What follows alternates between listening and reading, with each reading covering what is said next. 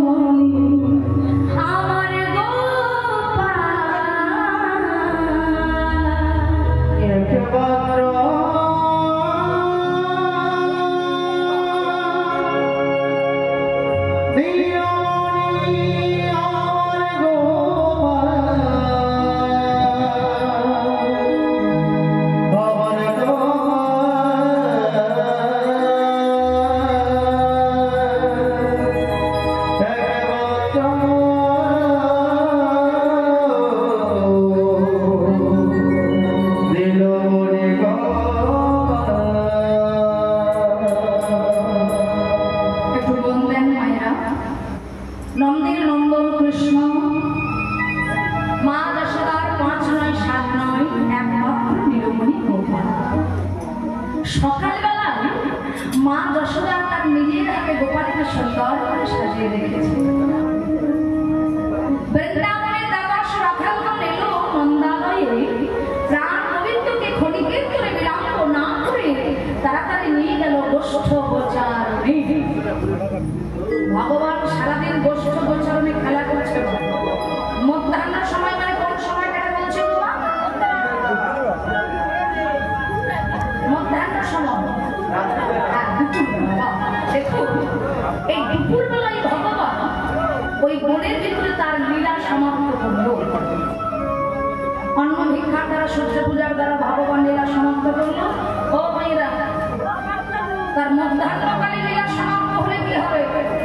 এরপরে মা সূর্য তো পশ্চিম দিকে ঢলে পড়ছে, এই লীলাটা এবার শুরু হবে। লক্ষ্য করুন, এবার বলতো মা সূর্য যদি পশ্চিম দিকে ঢলে পড়ে তাহলে ধীরে ধীরে অন্ধকার নামবে, কি সন্ধ্যা নামবে। প্রাণ গোবিন্দ দেখলো গগনে আর বেলা নাই, সূর্য পশ্চিম দিকে ঢলে যাচ্ছে, এবার কিন্তু আমাকে ঘরে ফিরতে হবে। কেন? কারণ সেই সকালবেলায় ঘর থেকে বাহির হয়েছি, আমার মা মনে হয় চিন্তা করছে, কত করে তাকিয়ে আছে, কখন আমার ছেলেটা ঘরে ফিরবে। এবার মায়েরা বলুন তো, ছেলে যদি বাইরে থাকে মায়ের মন ভালো থাকে গো? হ্যাঁ, ছেলে যদি বাইরে থাকে মা কত করে তাকিয়ে থাকবে না?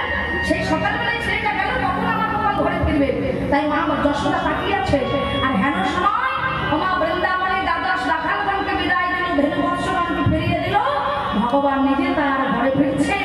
মা যশোদা দেখলেন, তাই তো ওই তো আমার গোপাল ছুটতে ছুটতে আমার কাছে আসছে। তাই মা